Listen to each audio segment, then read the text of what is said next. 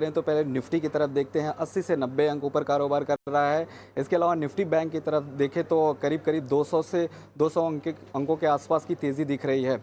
लेकिन कौन सा सेक्टर सबसे बढ़िया कारोबार कर रहा है, वो है एनर्जी का। एनर्जी सेक्टर में अच्छी तेज़ी दिख रही है। रिलायंस करीब 2% ऊपर है और अपने 9 महीने के ऊपरी स्तर पर कारोबार कर रहा है। इसके अलावा गेल में देखें, गेल में भी करीब करीब 2% की तेज़ी दिख रही है और पावर ग्रिड में भी करीब करीब 1.5% के आसपास की तेज़ी देखने को मिल रही है। इसके अलावा अदानी ग्रुप शेयरों में आज अच्छी तेज़ी दिख रही है। अदानी टोटल की तरफ देखें, 6% की शानदार तेज़ी दिखा रहा है शेयर।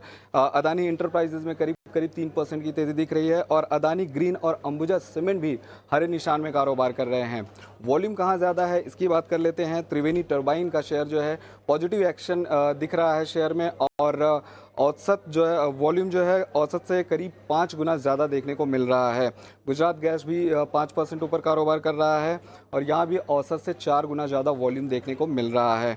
आईडीबीआई बैंक की बात करें, 6% की शानदार तेज़ी है आज शेयर में और यहाँ भी वॉल्यूम जो है वो औसत से करीब 4 गुना ज़्यादा देखने को मिल रहा है। आईडीबीआई बैंक की बात करें, आईडीबीआई बैंक पर एक खबर है कि आईसीआईसीआई बैंक पर एक खबर है जहां आईसीआईसीआई प्रूडेंशियल एएमसी में हिस्सा खरीदने को मंजूरी मिली है आईसीआईसीआई बैंक की तरफ से और ये जो हिस्सेदारी है वो 2% अतिरिक्त हिस्सेदारी खरीदी जाएगी। इसी के चलते शेयर में पॉजिटिव एक्शन देखने को मिल रहा है। अंत में बात करें एक ब्रोकरेज रिपोर्ट की तो कोफोज पर कोटक सिक्योरिटीज़ की ब्रोकरेज रिपोर्ट आई है जहां पर कोटक की तरफ से खरीदारी की राय दी है और लक्ष्य रखा गया है 2100 रुपये का। साथ ही साथ FY 26-28 के लिए जो EPS ग्रोथ अनुमान है वो 4 से 10% का रखा गया है। इसी के चलते शेयर में आज पॉजिटिव एक्शन हमें देखने को मिल रहा है। तो 3 बजे तक ये सारे अपडेट्स है जिनकी वजह से इन सारे शेयरों में एक्शन आज देखने को मिल रहा है। ठीक है, शुक्रिया आनंद। तो जहां पर एक्शन है वहां पर हमारी नज़र है और ये रोज़ 3 बजे आपके लिए टाइमली अपडेट हम लेकर आते हैं ताकि बाज़ार में कोई चीज़ आपसे मिस ना हो। बाज़ार का जो एक्शन हो वो हम एक छोटे से कैप्सूल के ज़रिए आपके सामने रख देते हैं। ठीक है, आगे जरा बढ़ते हैं और एक खबर अभी आई है मझगांव डॉक को लेकर। शेयर हम देख रहे हैं कि 1.5% ऊपर है और एक ऑर्डर की खबर है ये। एक बार जरा फिर से इस खबर को आगे लेकर आएंगे और इस पर हम चर्चा करेंगे। कोलंबो डॉकयार्ड PLC इनसे किसी ऑर्डर की खबर है। लेकिन तेजस जी, ये जो अब डिफेंस में जो उछाल आ रहा है इसको आप किस तरह से देख रहे हैं? क्या आपको लगता है कि जो गिरावट होनी थी 2-3 सत्र में वो पूरी हो गई या फिर डिफेंस में इस उछाल का इस्तेमाल एग्जिट करने के लिए करें फिलहाल शॉर्ट टर्म में?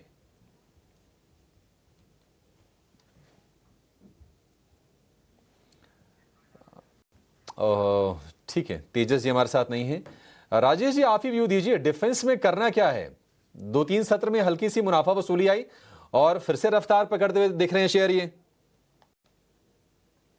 देखिए, डिफेंस स्टॉक्स में इंडिया पाकिस्तान के जियोपॉलिटिकल टेंशन्स के चलते एक तेजी बनी। फिर उसके बाद वापस हमने देखा कि सेकंड राउंड ऑफ बाइंग वापस से जब बनी, जब मिडिल ईस्ट में वापस जियोपॉलिटिकल इश्यूज एस्केलेट हुए।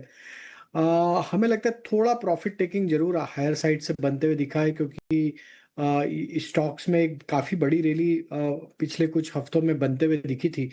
तो एक प्रॉफिट टेकिंग यहाँ पे जरूर आ रही है, लेकिन अभी भी कुछ स्टॉक जो कि अभी भी अपने near term short term charts पे स्ट्रेंथ बना के रखे हुए हैं।